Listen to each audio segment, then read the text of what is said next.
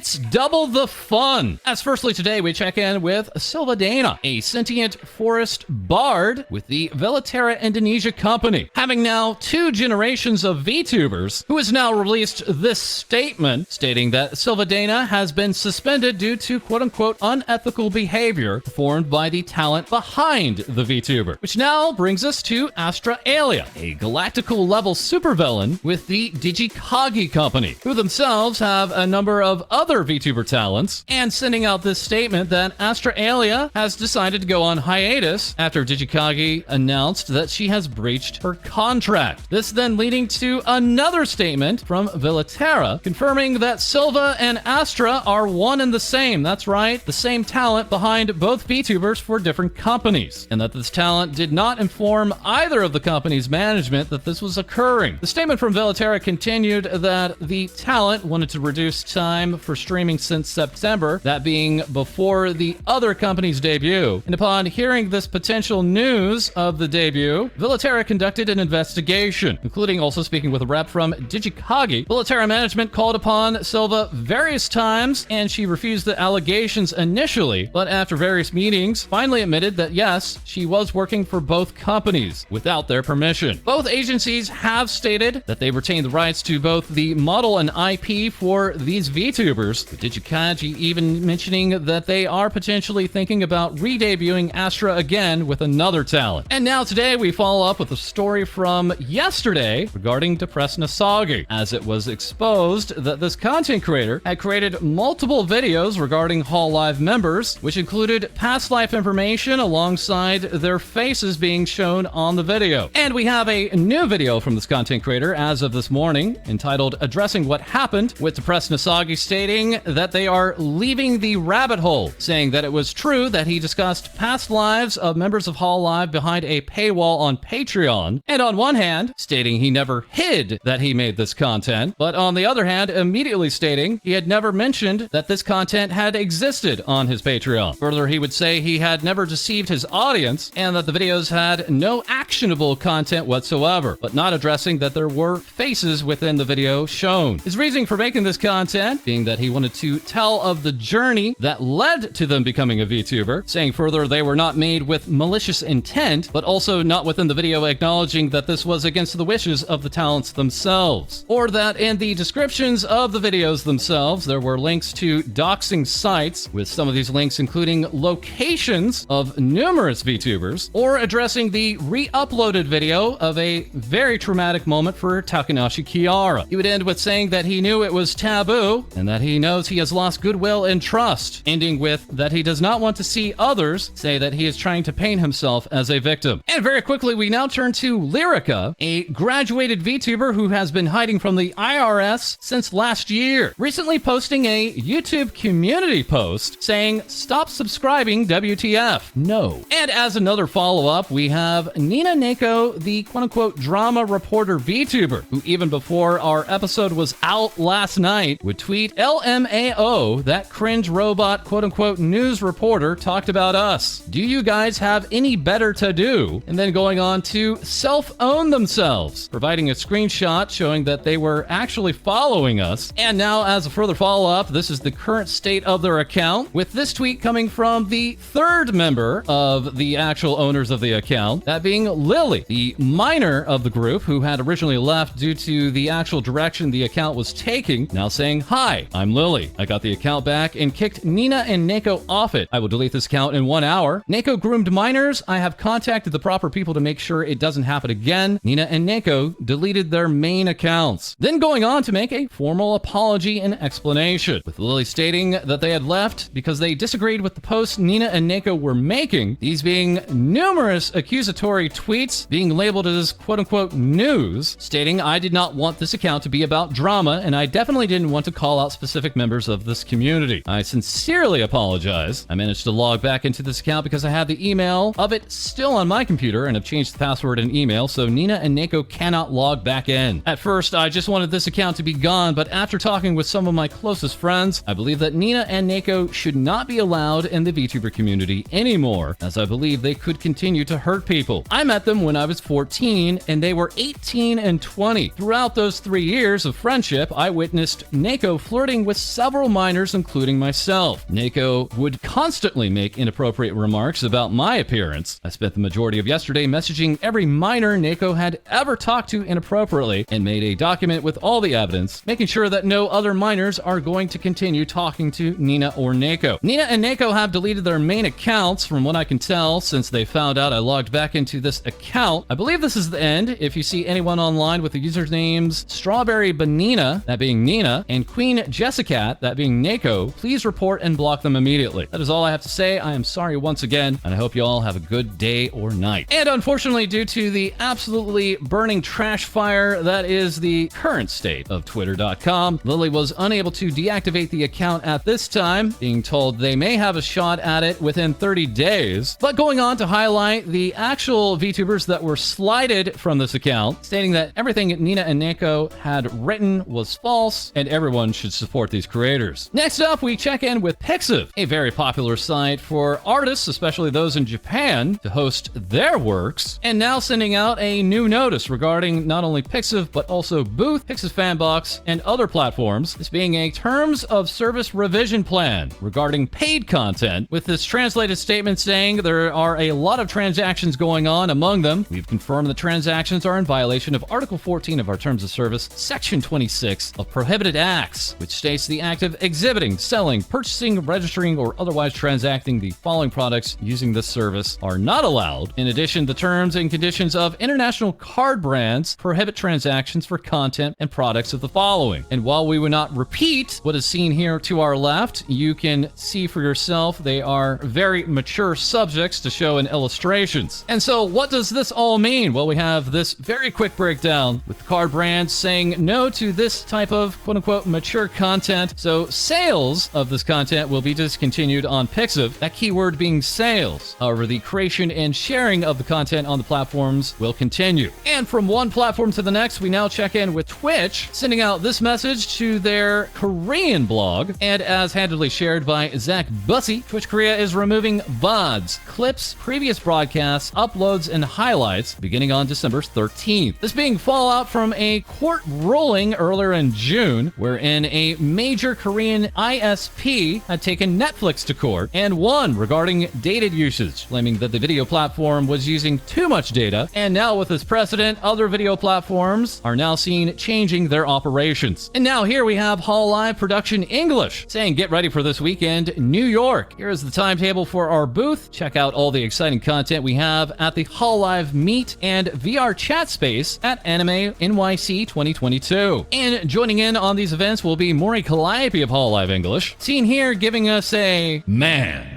and confirming that the Chadcast Live episode will be her own segment from the underworld where she'll be yelling at you guys. Callie would also go on to share, I found cute girls at the convenience store, and postponing her Drawing Hope Together stream, saying due to hand pain from music video drawing, this is being moved to tomorrow. I'll be editing then, so my hands will be in shape to draw hope. Thanks for understanding. Also attending AnimeNYC will be HoloLive English's Takanashi Kiara, seen here in this brand new artwork from Kaiser Cake to the Arts of Ashes hashtag, and now completing an on-archive 3D karaoke using a 3D full bodysuit to do karaoke, with HoloEN's Series Fauna saying this Kiwawa karaoke is everything I never knew I needed. And speaking of Kiara and Fauna, Kiara would confirm me and Fauna are going to do a thing at our booth at AnimeNYC. Charades, and another idea I have is teaching small Fauna and the people in front of the screen a simple dance, since we can see the feed of the people on the other side. Also this weekend, we have a brand new Holo Talk episode with Kiara and Usada Pekora, the rabbit VTuber of HoloLive Japan, recently hosting a courtroom stream. Yes, that's right, the war criminal has finally gone to court, and the judgment was very severe. Helping serve justice was Shokitaka Works, a freelance illustrator who also works as a court artist, saying they believe this is the first time that a VTuber has actually used courtroom art, and feeling so bad for Pekora about hanging her, as you had seen in the previous scene, then going on to make this illustration of her smiling. And now we turn to VShojo's Zentreya, earlier today taking to stream with her gecko, who was hooked up to a text-to-speech program. Let's take a listen. Seriously.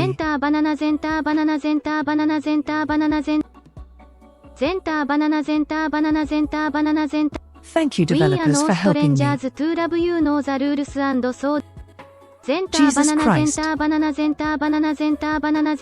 This text-to-speech technology coming from the brand new VTS POG, with Erobin saying, have chat directly interact in your stream, combining text-to-speech and a live 2D model. This has been long in the making, and we are happy to finally be releasing it. And here we have this brand new cosplay of Zentreya, that from Homura, showing off Zentreya's completed form, and even complete with video. Zentreya would reply with, woke up and my draw dropped. This is an insane cosplay with lots of work and love behind it, and it shows, and it's freaking awesome. I'm honored that you would cosplay me and go to this extent. I am absolutely blown away. Thank you. And just hours ago, here we have Sleepy's new launch with V Shoujo, now offering up new merchandise for Iron Mouse and Nanners, also letting us know that this collab will be available this weekend at AnimeNYC, saying stop by the booth and check it out. And we are checking out Vyugen's Diariku, seen here in this new illustration to the hashtag Rikugaki, that by way of Usahana, all while this Vyugen talent today was in VR chat alongside other Vyugen members, saying, welcome to our swamp, how can we help you? With Dia announcing an uncapped sub-haton beginning on November 22nd, with the final goal being literally just a hat. Dia would also note, I wake up to Discord promoting AI-generated art, that being a new Discord bot, the Midjourney bot, where /imagine will generate an image in under 60 seconds based on a text prompt. And along with all this, Dia would tease something, offering up only this silhouette, that being followed by Vyugen's Skyu-chan, the alien space cat, offering up her own silhouette, as we finally check in with Vyugen's Yoshi, confirming this is a partnership with Makeship. As we are awaiting more information on this, Yoshi went on to notice some other artwork on Twitter, stating, don't be fooled by this account, it's AI art, probably feeding it with the art of this account, that being artist Wonky at Classic W, who has nearly 500,000 followers on the platform. Yoshi would go on to say, at first glance, many can't even tell that it's AI, which is scary. It makes me furious that people are so shameless to take someone's hard work worth of years, give it an AI, and even offer commissions. Now everyone is able to make art by stealing what we created. AI is not a tool, and it's planned to be a replacement sooner or later. It is a hole in the system if you can simply take someone's art and use it to feed your AI. It shouldn't be allowed. It violates our copyright. And speaking of AI artwork and copyrights, we also turn to Anime Expo Chibi, an extension of the very popular AX Anime Expo in Los Angeles, with this convention being held in Ontario, California, and with Gigi offering up this, did that vendor really file a Twitter copyright claim? As it turns out, one of the vendors in the exhibitor hall was selling AI-generated artwork, this being recognized by a rabbit, whose photo of the artwork at the convention was then copyright claimed on Twitter. Going on to provide this update, someone has filed DMCA on my tweet claiming copyright over the image and had my account locked. However, since a human did not create the AI-generated images, it cannot be copywritten, and I'll be contesting. This is what AI bros are trying to do, shut down actual artists. And further along with the, again, current state of Twitter, there have been updates to Twitter Blue, the service that offers checkmark verifications now, stating that the $7.99 a month is an introductory offer and could change, and with Twitter locking down the ways to actually purchase Twitter Blue, now limiting it to only iOS in the US, Canada, Australia, New Zealand, and the UK, and stating that Twitter accounts created on or after November 9th will be unable to subscribe to Twitter Blue. Yoshi would state, I saw a few accounts with less than 10 following have the checkmark now and no engagement on their posts. Is it worth it? Every time I saw a checkmark somewhere, I was like, oh, let's check them out. But now everyone is able to get that, and I'm simply not interested anymore to click on these accounts. All it makes me think is, oh, great, this guy has $8 to spare. So far, I'm not really convinced in getting the checkmark, even though I tried applying for it multiple times months ago before all of this happened. If it really brings in what it is promising, I want to see it first. Hi everyone! Starting off, we check in with Nijisanji's Maria Marionette as she thanks us for reaching 350k followers on her Twitter, giving us this drawing of us Maripets she drew with her mouse. And the mouse-drawn masterpieces continue as the talent shows off more of her mouse drawings of her genmates Aluna, or rather Alunya. We also have Nijisanji's Nina Kosaka, whose birthday is coming up soon, as Nijisanji Official announces the upcoming sale of the talent's birthday goods and voice 2022, featuring this illustration done by Nina's mama, set to go on sale on the 21st. Continuing on, we have Nijisanji's Nagi, who had celebrated her birthday more recently, but her birthday voice goods is also on sale up until the 27th, with this illustration drawn by the talent herself, so be sure to check out the link to the booth as well. Moving on, we have Nijisanji's Mio Otavia, giving us a vocal cover of the song Tipsy, premiering on her YouTube channel before her upcoming graduation on the 27th,